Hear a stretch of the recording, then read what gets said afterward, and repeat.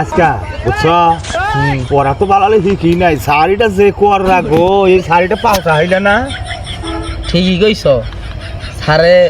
স্ত্রী করে পড়াতে দেয়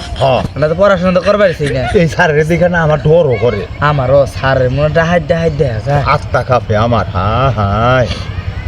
আমারও তো এই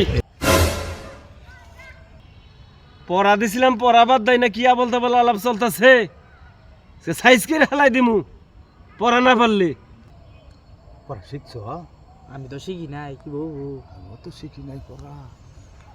আল্লাহ উপায় নাই আজকে